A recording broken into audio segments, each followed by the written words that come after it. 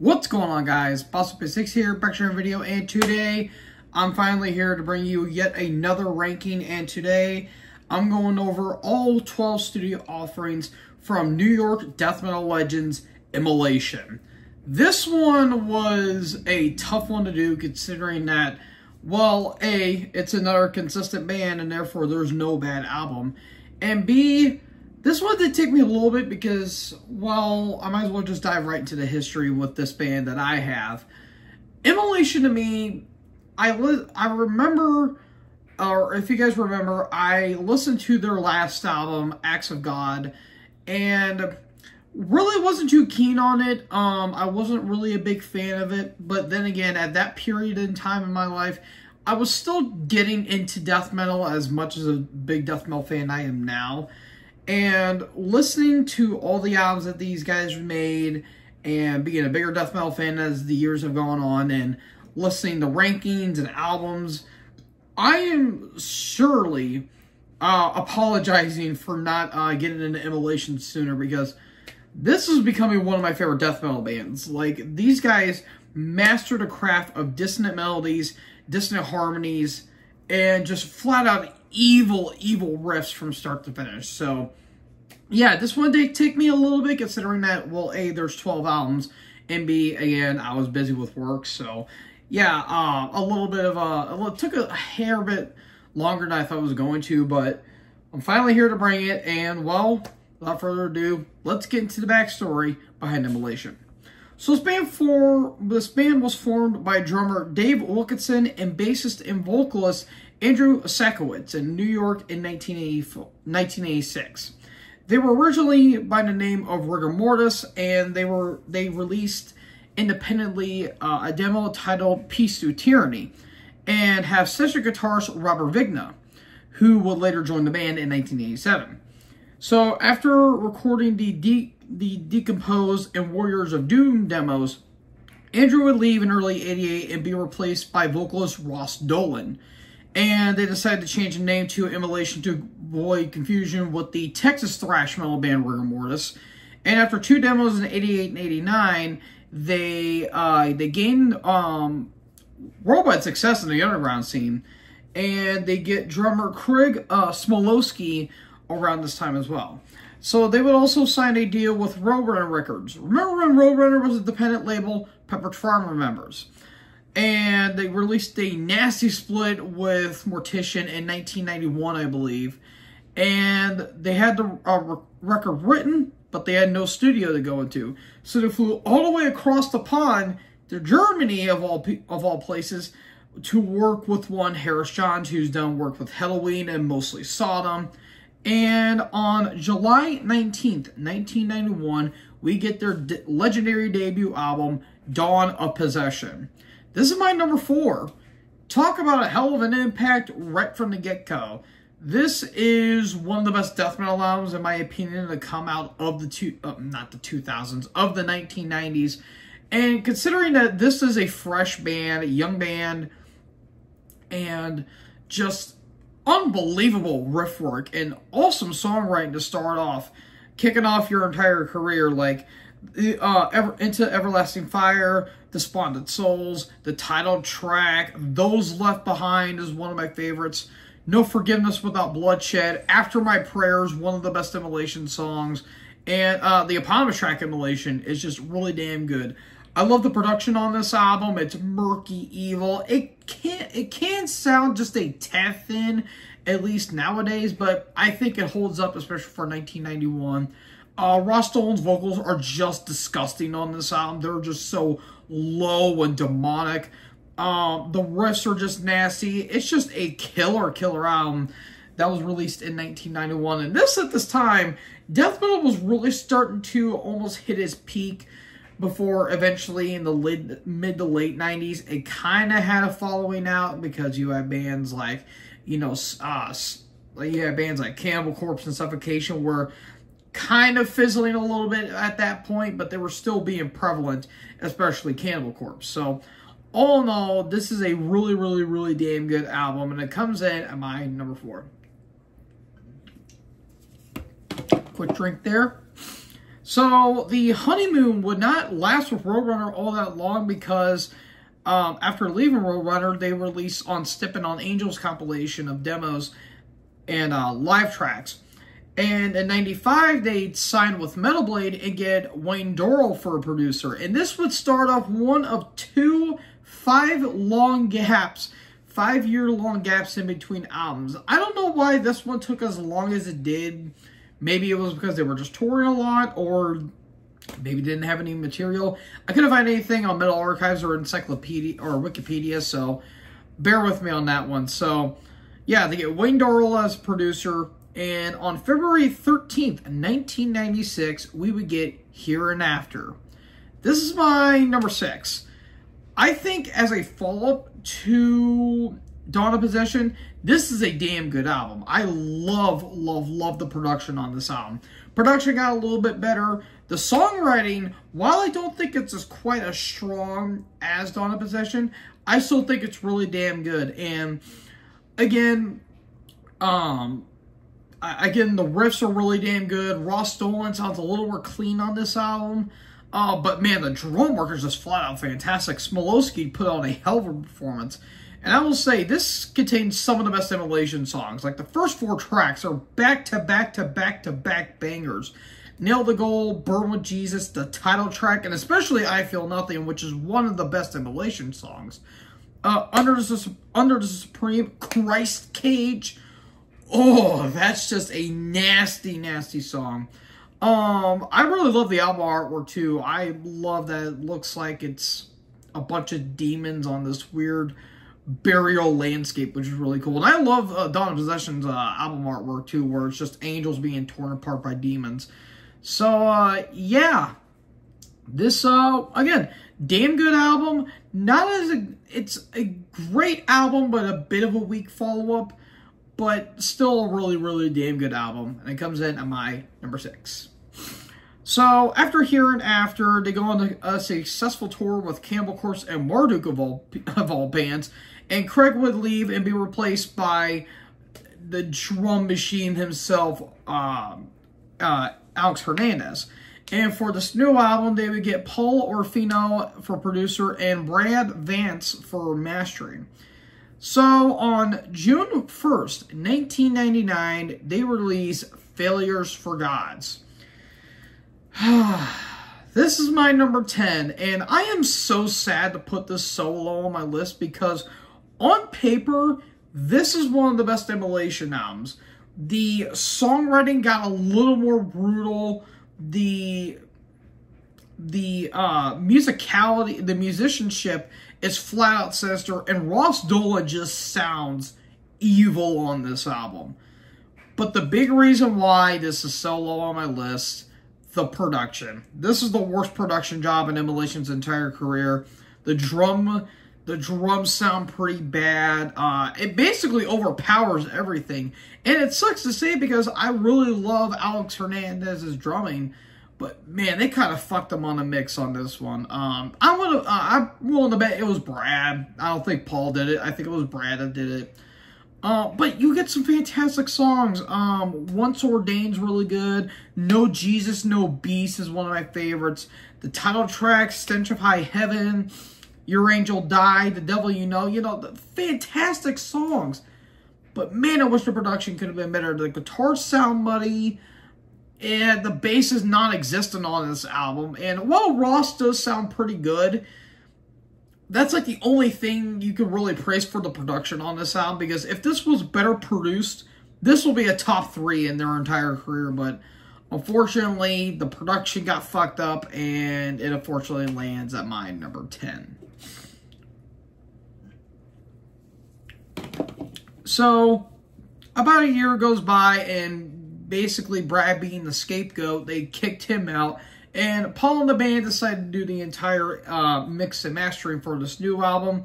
After some touring, they go back to the recording studio. On November 7th, 2000, they released Close to a World Below. This is my clear-cut number 1. And going into it, I knew it was going to be my number 1. This is a greatest hits album for Immolation, in my opinion. The songwriting got absolutely tight. The production got better, but it still had that more grim and raw grittiness to it. It's got a little more murk, but god damn, this thing is just evil sounding throughout. And top to bottom, killer songs throughout. Impartable Sin, A Lost Passion, Put My Hand in the Fire, Higher Cower, Furthest from the Truth, Fall from a High Place. The title track, which is the longest track in their entire career, is nothing but riffs galore. Father, You're Not a Father. God damn, that's such an evil song. And it's a fucked up song, too, considering that, well, TLDR, don't let your kids near priests. That's all I'm going to say. Just listen to the song, look at the lyrics, and you'll understand what I'm talking about. It's pretty fucked up. It really is. And yeah, from top to bottom, this is just a killer album, and one of the best albums to come out of the 2000s in terms of death metal. This is just a fantastic album in the turn of the century, and I wouldn't change this for anything. I really wouldn't. Again, riffs, even though this is a weird album too, considering that there's a lot of hooks on this album too. Like, this is a pretty hooky album.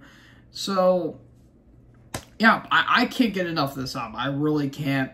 Top notch in their entire career. This is basically their greatest hits album for them. And it comes in at my number 1. So, after fulfilling their contract with Metal Blade, they'd actually sign with Listenable Records, which is kind of interesting considering that you figure for Metal Blade, who was a big label at that time and got bigger as the years go on, you figured that they would say a little bit more, but they decided to go with Listenable Records, and they would stay on them for a few more albums. And they also get John McEntee from Incantation as a guitarist in terms of a live setting, which that's kind of funny too, considering that Incantation and Immolation kind of have this, I guess, rivalry, if you will, in terms of who's the ugliest death metal band out of both of them, which there's no real rivalry. It's just mainly the fans saying, oh, Immolation is better or Incantation is better, but both bands are really close with each other, so they're just ugly and disgusting as a pair, let's say. So, yeah, that kind of destroys that little narrative there.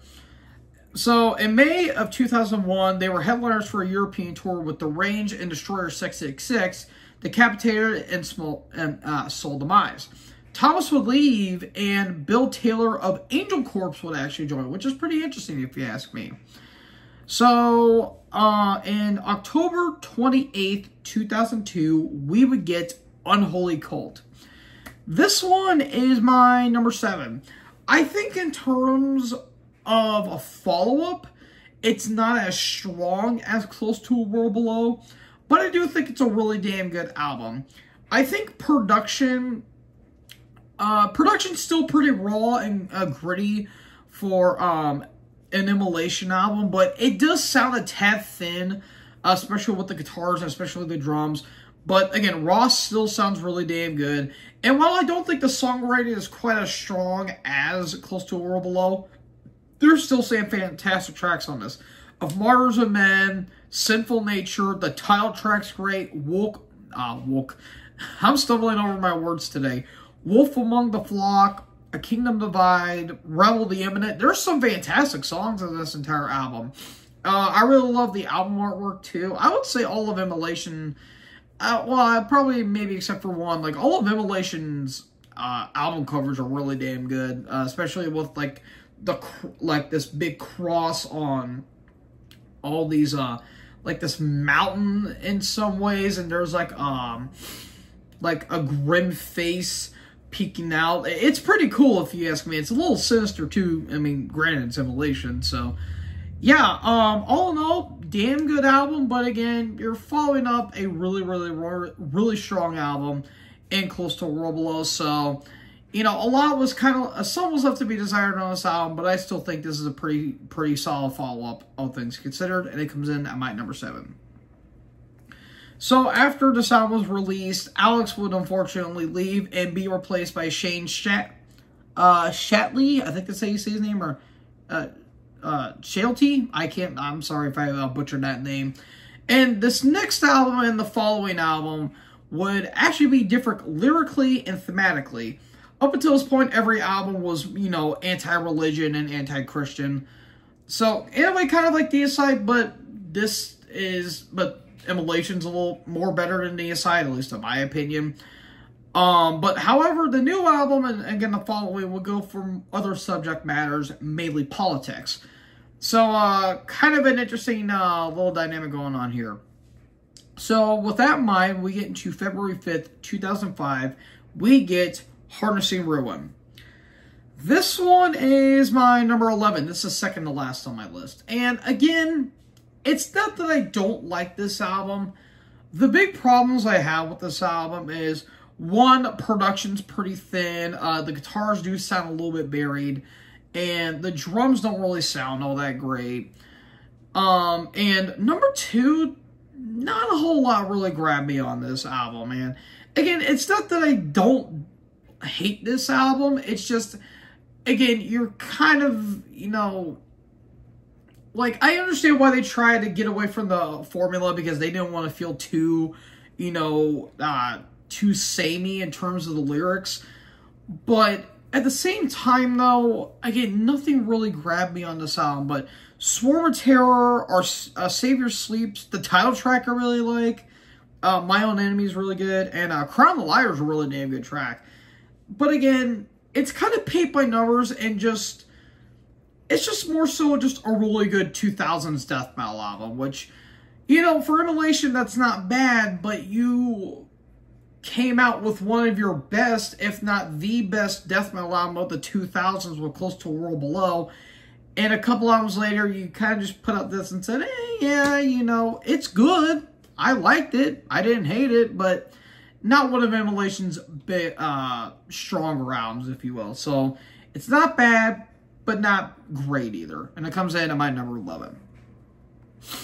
So, more touring goes on. Again, some big tours going on. And in 2007, they released the Hope and Horror EP. And around that time, they went back to the recording studio. On May 8th of 2007, they released Shadows and the Light. Well, someone had to come in dead last. And that's unfortunately what this one is. This is my number 12. And again, like with Harnessing Ruin, it's not that I don't like this album. It's just, again, nothing really grabbed me. The songs don't really have a whole lot going for them. And not to mention, too, it's a bit long. It kind of goes, it's a bit too long for what it's going, for what it's trying to be. It's a bit bloated, like 13 tracks. It didn't really do anything for me. Production, it's kind of the same from Harnessing Ruin. You still get some good tracks like Passion Kill, World Agony, Weight of Devotion. The title track I really like. Den of Thieves is really good. But again, not a whole lot's really going on with this album. And yeah, it's just a good Immolation album. And that's really it. But someone had to come in dead last. And unfortunately, it had to be Shadows of the Light. So, comes in at my number 12. But still a good album. So, in 2008, they would tour the U.S. with Rotting Christ, Belphegor, and Averse Sephira. I don't know anything about that band. And in January and February of 2010, they toured with Niles, a headliner with Christian, Rose Funeral, and Dreaming Dead. And signing a big label, Nuclear Blast Records, they go back to the recording studio. On March 9th, 2010, we get Majesty in Decay. This is my number 2. This felt like the proper follow-up to Close to a World Below. Production got big and it got massive sounding. The songs got a lot more variety with them. There's a lot more hooks on this album. And all in all, top-notch throughout. I damn near love every single track on this album. The Purge, A Token of Malice is one of my favorites. The title track, Divine Code, A Glorious Epoch's fantastic. Thunderous Consequence is a really nice anthemic jammer. The Rapture of Ghost, Power and Shame, Comfort of Cowards. Top to bottom, this album fucking slays. And I love, again, love damn near every track on this album. I really wouldn't change this album for one bit. The production, I think, is probably my favorite production job out of the band's entire career. It's polished, but still got that grit to it. And, yeah, just fantastic stuff throughout. And it comes in my number 2. So, they released the Providence EP was released in 2011. And this next one would be a bit of a concept album. This would actually be based on conspiracy theories. So, this is basically Alex Jones' favorite album, essentially. Or maybe his favorite Immolation album. And this album would actually mainly be based on George Orwell's novel, 1984. By the way, look up George Orwell, or Orwell's. Not really a good guy if you think about it. So, on May 10th, 2013, they released Kingdom of Conspiracy. This one is my number 9. And again, it's not the fact that I don't like this album. It's just the mere fact that you're following up a fantastic album in Majesty and Decay. This is the follow-up. Again, left a lot to be desired in my opinion. Production is more so the same, even though I will admit it may be just a little bit overproduced. There's like this weird thing with the snare where it sounds deathcore-ish, which kind of threw me off a bit. And I just don't think the songwriting is quite as strong as Majesty and Decay. And not to mention, this is sandwiched in between Majesty and Decay and another album I'm going to be talking about here in a bit. So, yeah, again, it's kind of just suffer from middle child syndrome, but you still get some great tracks. The title track's really good. Bound to Order, God Complex, Echoes of Despair is really great, and Doctrinate's one of their heavier tracks.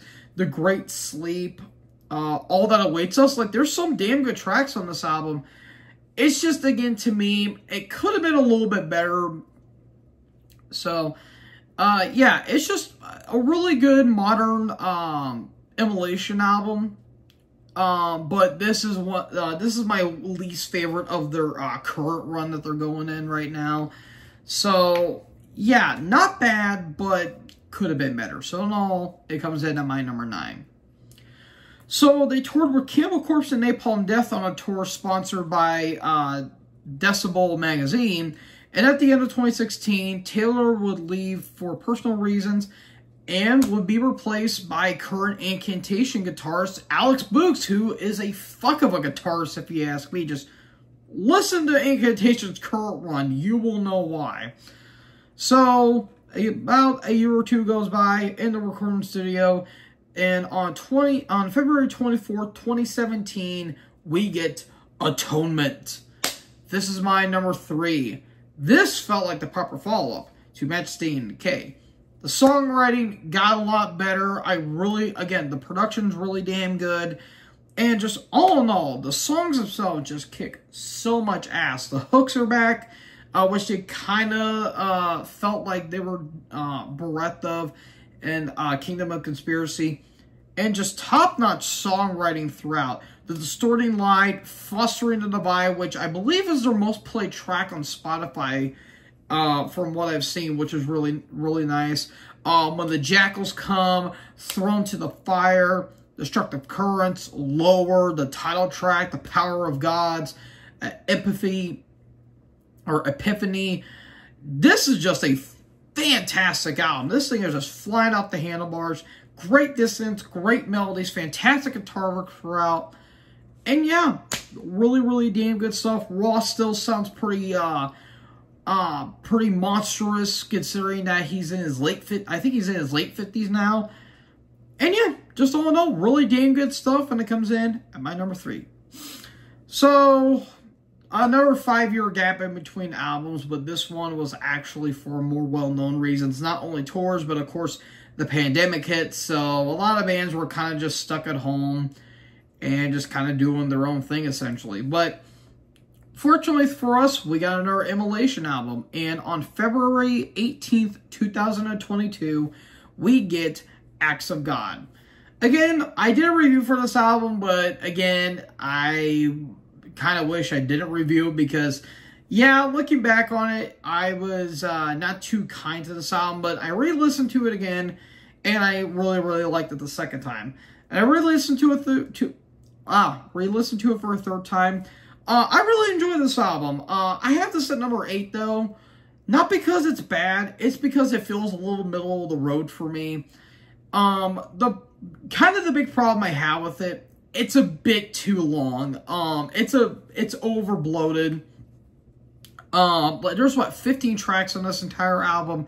You could have cut maybe some of the interludes and you really wouldn't have missed anything. But I do like the more dissonance. I like the production's a little more raw on this album, and it's a little more gritty. And it kind of gives a little bit of a blackened feel sometimes. But An Act of God, Age of No Light, Shed the Light, Noose of Thorns, Overtures of the Wicked's really good. Direct of Spirit, Apostle's really good. Even though, again, it's a more so an interlude, I really like Abandon. That's got like a nice haunting feel to it. Again, more of a middle of the road album for me personally, but it's still good. I still liked it. But again, it's a little bit paint by numbers, if you ask me, when it comes to an Immolation album, but still really, really, really damn good. And yeah, just a really good Immolation album that they released a couple of years ago. So yeah, it comes in at my number 8, not because I didn't like it, just because I like the albums more. So folks, that finally does it. That finally brings me to the end of my Immolation ranking. I do apologize again for this taking a little bit longer than I should have, but life got in the way, so I do apologize for that. So folks, what did you think about this? What is your favorite Immolation ranking? Let me know in the comment section below. And for the next ranking, and maybe the final rank I'm going to be doing for 2024, I did a community post way early in the year and talking about what black metal band I'm going to be doing. And while this band isn't really more so black metal, they more so help the extreme metal side of things, they do have black metal in them, so fuck it, I'm counting them. I'm going over one of the most important and one of the most influential metal bands of all time. I'm talking about Celtic Frost. That's going to be an interesting one because, spoiler alert, I am not talking about The Emperor's Return and Morbid Tales EPs because those are EPs and I don't rank them. And I can't wait to shit on Cold Lake. Hooray! So, folks, what do you guys think about this ranking? Let me know in the comment section below. Again, well, how would you rank Immolation? Let me know in the comment section below. Make sure you guys leave a like, leave a comment, tap the big red subscribe button, and tap the bell so when I upload, you guys will be notified. Thank you guys so much for watching this video. Most importantly, join the herd. Talk to us next video. Peace out.